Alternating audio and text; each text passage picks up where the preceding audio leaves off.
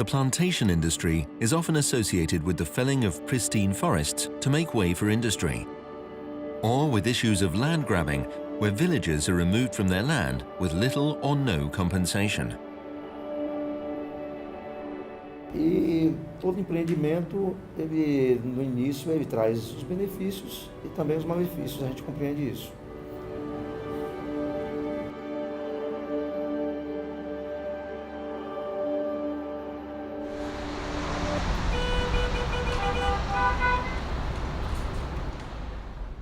Emir Borovac and Peder Brunberg from Nordea's Responsible Investment Group have traveled to Brazil to visit one of the large-scale operations run by Stora Enso, a Finnish pulp and paper company.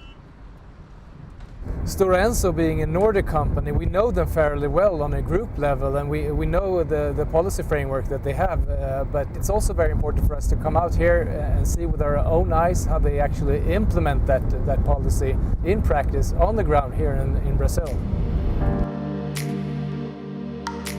Emir and Peder have arrived in Porto Seguro in the Bahia region. Emir Borovac and Peder Brunberg have come here to meet with representatives from Stora Enso to gain a better understanding of how they conduct their business responsibly in an area like this.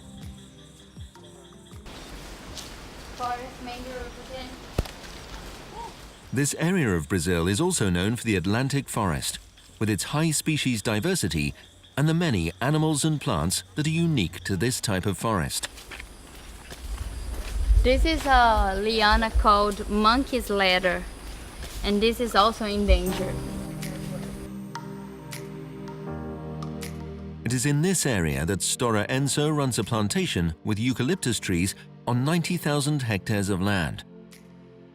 If the property were a perfect square, you could drive 30 kilometers on one side and then turn right and drive 30 kilometers on the other side.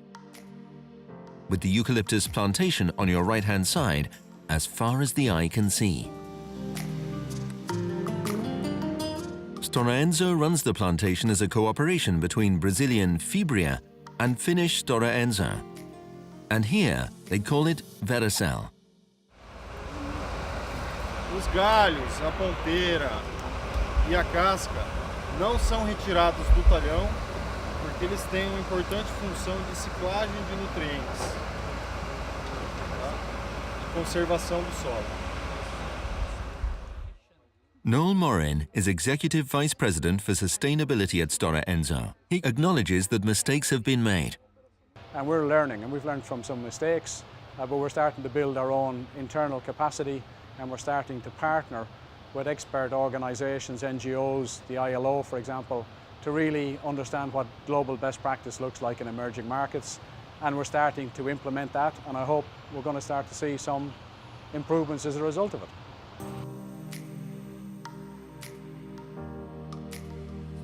He considers the social factor to be vital when moving into emerging economies. The main challenge is linked to our expansion into emerging markets. So the role of our social agenda becomes much more important. We have a pretty good reputation in terms of environmental license to operate, but social license to operate becomes a much more critical factor when we move into emerging economies, because it's less well developed, and therefore we have to take much greater account of it.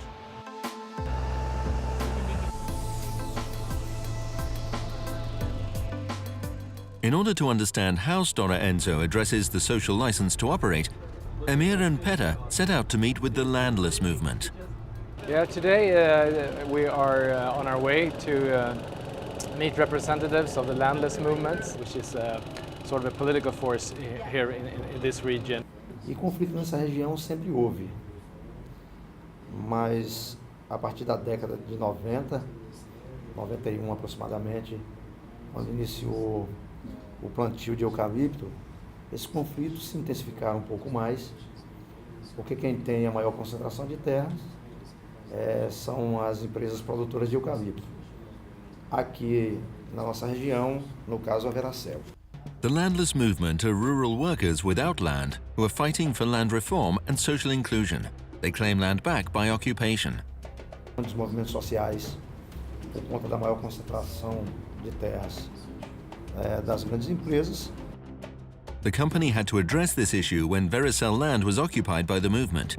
they reached an agreement providing the landless with 16,000 hectares of land to live on.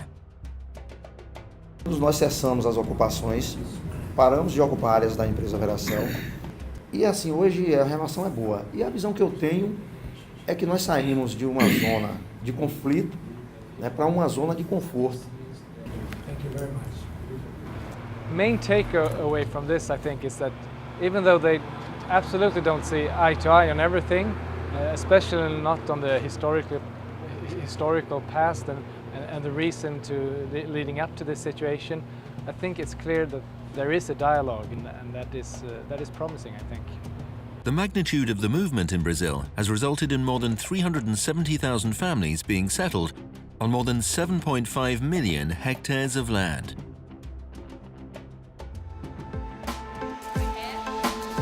Emir and Peder are travelling on to the Veracel Station Private Reserve of Natural Heritage. In 2001, Veracel created the centre, consisting of more than 6,000 hectares of preserved native forest. Once you decide our land is a private reserve, it will be a private reserve forever. It serves as a habitat for a number of endemic animal and plant species. It is recognized today by major environmental organizations in Brazil and has been named a World Heritage Site by UNESCO. This is palm of hearts, and we eat the green part, and this is endangered, very endangered, and people keep cutting it to eat. The Natural Heritage Centre is only one leg in Veracel's environmental strategy. They also conduct a one-to-one strategy, where 1 hectare of plantation is balanced by 1 hectare of natural forest. This means that Veracel holds 90,000 hectares of plantation and 90,000 hectares of preserved natural forest. To further understand the social engagement, Emir and Peder meet with the indigenous people to ask their views on the cooperation with Stora Enso. É a única empresa que tem feito investimentos, nessa parte do desenvolvimento humano, apoio, a ter muitas vezes substituição nas políticas públicas de Estado, que são muito escassas nas comunidades indígenas, e a empresa tem feito seu papel social. Na qual com a Veracel, apesar de ter suas plantações sobre solo que é de terra indígena, mas voltado, de acordo, assim que for reconhecido, ela abre mão, passando a posse da terra para o indígena. Então, It's quite interesting to see how the company has created a good dialogue with the indigenous people, and I think most of all that they have sort of set up a good trust between each other. To Noel Morin, there is no doubt. The focus on environmental, social and governance issues is good business. I think it's clear what the downside is. If you mess up on the environment, or if you mess up in terms of social responsibility, then a lot of bad things can happen to your business. The upside is that it stops your management being diverted from running the business. When you have a good environmental record and you've got a good social record as well, you can get on and run the business and know that the societies around your business and the environment around your business is in good shape. In addition to their cooperation with the landless movement and the indigenous people, Stora Enso is also involved in the villages in the area, establishing various projects and purchasing land for the farmers. Até lá naquelas árvores também faz parte do projeto e se estende para cima. São 28 hectares. Land that was once pasture is now providing food for the local population through a financially sustainable project. Então hoje este projeto, o projeto Roça do Povo, consegue andar sem o investimento direto de capital da empresa para a associação. Não existia trabalho. Não existia a possibilidade daquela orientação de você falar assim, eu tenho a possibilidade de trabalhar e ganhar dinheiro. Com o projeto, hoje tem. Hoje não. Desde 2008 tem.